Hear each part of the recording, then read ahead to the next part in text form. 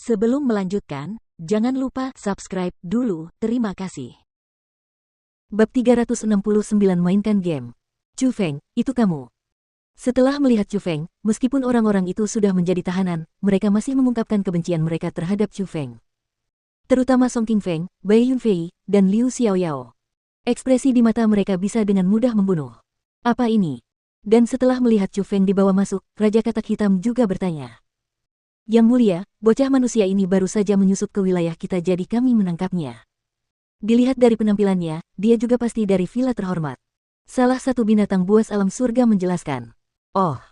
Setelah mendengar kata-kata itu, mata besar berwarna merah darah milik Raja Katak Hitam berputar liar saat mulai menilai Chu Feng. Heh, kamu salah paham. Aku bukan bagian dari villa bergengsi. Sebenarnya, aku hanya lewat dan aku benar-benar tidak punya niat untuk menyinggung. Chu Feng tersenyum tipis, dan dia yang tahu bahwa Zi Xuanyuan mungkin bersembunyi dalam kegelapan tidak takut pada binatang mengerikan itu. Tak peduli seberapa kuatnya Raja Katak Hitam, berdasarkan perkiraan Chu Feng, kekuatan Zi Xuanyuan belum tentu kalah dari Raja Katak Hitam. Mereka berdua seharusnya bisa bertarung dengan cukup seimbang. Dan sejujurnya, meskipun jumlah monster mengerikan itu banyak, yang kekuatannya cukup signifikan hanyalah Raja Katak Hitam. Jika Raja Katak Hitam ditahan, Ziling dan yang lainnya pasti bisa menangani monster mengerikan yang tersisa. Chu Feng, kau di sini untuk menyelamatkan kami, kan? Namun, tepat pada saat itu, ekspresi Liu Xiaoyao berubah.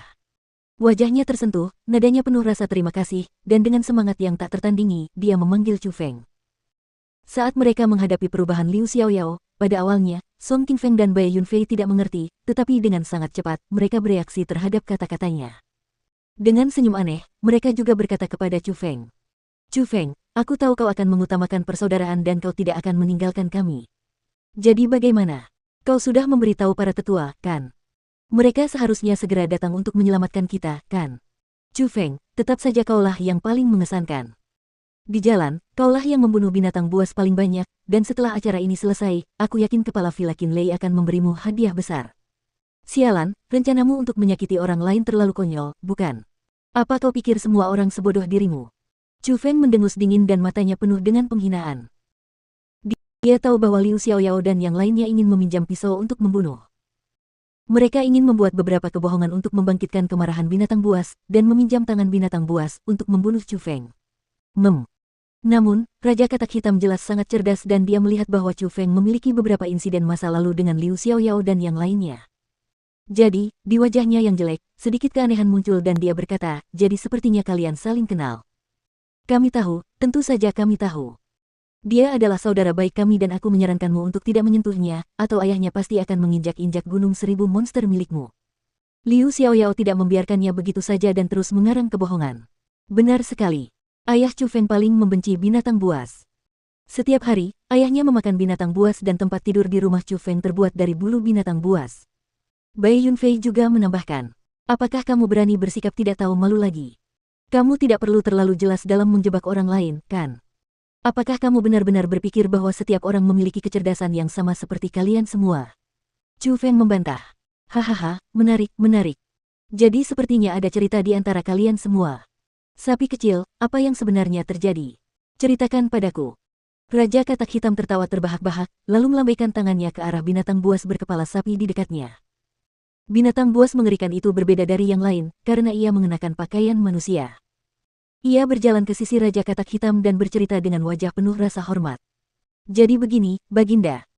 Anak laki-laki ini bernama Chu Feng, dan sebelum kalian semua bergerak, dia ingin melakukan kekerasan terhadap perempuan di sana, tetapi dia ditemukan oleh sekelompok manusia ini. Jadi, manusia itu marah dan ingin membunuh Chu Feng, tetapi mereka tidak dapat berbuat apa-apa karena Chu Feng melarikan diri. Tetapi saya tidak pernah menyangka bahwa dia benar-benar berlari kembali ke kita. Pada saat itu, Chu Feng akhirnya tahu kalau binatang mengerikan berkepala sapi itu adalah mata-mata yang menyelinap di antara mereka, kalau tidak, tidak mungkin dia bisa mengetahui hal-hal semacam ini. Haha, jadi begini. Memang ada dendam. Manusia adalah manusia, dan semuanya adalah organisme yang kejam dan hina. Kau ingin menggunakan aku untuk membunuh musuhmu. Tapi kau terlalu meremehkanku, bukan? Setelah mengetahui kebenarannya, Raja Katak Hitam memandang Liu Xiaoyao dan yang lainnya dengan jijik, lalu setelah itu, menunjuk ke Chu Feng dan memerintahkan. Lempar orang bernama Chu Feng itu bersama mereka. Juga, bawa kelompok manusia nakal lainnya ke sana. Malam ini, aku ingin memainkan permainan yang menarik. Setelah Raja Katak Hitam memberi perintah, Chu Feng dilempar ke dalam tubuh Liu Zizun dan yang lainnya. Meskipun Liu Zizun dan yang lainnya ingin membunuh Chu Feng saat itu juga, mereka tidak berdaya karena mereka juga tawanan sehingga mereka hanya bisa menggunakan tatapan mereka untuk mengancam Chu Feng. Namun sayang, Chu Feng sama sekali tidak menghiraukan tatapan mereka dan karena ia cukup dekat dengan Ziling, Chu Feng dengan cekatan memutar tubuhnya dan tanpa memperdulikan mukanya, ia pun mendekati Ziling. Ziling, aku di sini untuk menyelamatkanmu. Chu Feng mendekat ke telinga Ziling dan berkata dengan suara rendah. Ziling pertama-tama menatap Chu Feng, lalu menatap Sialer yang ada di dalam kelompok itu. Setelah itu, dia menatap tajam ke arah Chu Feng sebelum mendengus dingin, memalingkan wajah kecilnya, dan tidak lagi memperhatikannya. Oh, kau cemburu. Melihat itu, Chu Feng awalnya terkekeh, tetapi ketika dia melihat bahwa Ziling masih tidak memperhatikannya, dia menjelaskan dirinya sendiri, kau tidak akan benar-benar percaya kata-kata yang diucapkan Sialer, kan? Dengan kecerdasan dan kebijaksanaanmu, tidak bisakah kau melihat bahwa aku dituduh secara salah? Chu Feng, dasar bocah nakal, menjauhlah dari junior Ziling atau aku akan membunuhmu. Melihat Chu Feng mengganggu Ziling dengan kelakuan yang tidak pantas, Liu Zizun yang berada jauh terbakar amarah dan berteriak keras pada Chu Feng. Ayo, ayo. Coba kulihat bagaimana kau akan membunuhku. Melihat itu, Chu Feng tidak hanya tidak meninggalkan Ziling, dia malah terus-menerus mengusap-usap tubuh Ziling. Adapun Ziling, tidak peduli bagaimanapun dia menghindar, dia tidak bisa menghindar, dan seolah-olah Chu Feng menodai dirinya sendiri, jadi pada akhirnya, dia hanya bisa menyerah tanpa daya dan membiarkan Chu Feng mendekatinya. Chu Feng, sebaiknya kau tidak meninggalkan tempat ini hidup-hidup atau aku akan membuatmu menyesal. Pada saat itu, Liu Zizun menggertakkan giginya dan asap keluar dari 7 lubang wajahnya. Bahkan matanya berputar ke belakang dan sepertinya dia tidak mudah marah dengan Chu Feng. Diam. Jika kau berani membuat keributan lagi, aku akan memotong lidahmu. Tepat pada saat itu, binatang buas alam surga tidak menyukai bagaimana Liu Zizun membuat keributan besar. Ia berjalan mendekat dan menginjak tubuh Liu Zizun, lalu menginjak wajahnya ke tanah dan bahkan dahinya retak dan gusinya berdarah. Penampilan itu disebut menyedihkan. Dan saat mereka melihat kejadian itu, semua orang menutup mulut mereka dan tidak berani berbicara untuk mengancam Chu Feng lagi. Mereka hanya bisa melihat Chu Feng saat dia terus-menerus menggesek tubuh Ziling dan mendapatkan sedikit keuntungan darinya. Tak lama kemudian, sekelompok orang menyerbu ke dalam istana besar dari sisi lain. Chu Feng memfokuskan pandangannya untuk melihat ke sekeliling, dan tidak dapat menahan keterkejutannya karena di dalam kelompok itu, ia melihat banyak sosok yang dikenalnya. Di antara mereka, ada Gubo, Su Zongyu, dan yang lainnya dari World Spirit Guild. Ada juga orang-orang dari klan Jie seperti Jie Qingming. Bahkan mereka pun tertangkap, dan melihat penampilan mereka tampaknya telah tertangkap sebelum Chu Feng dan yang lainnya. Chu Feng, bahkan kalian semua. Dan setelah melihat Chu Feng dan yang lainnya, wajah Gubo dan yang lainnya dipenuhi dengan keterkejutan karena itu berarti situasi mereka tidak terlihat terlalu baik.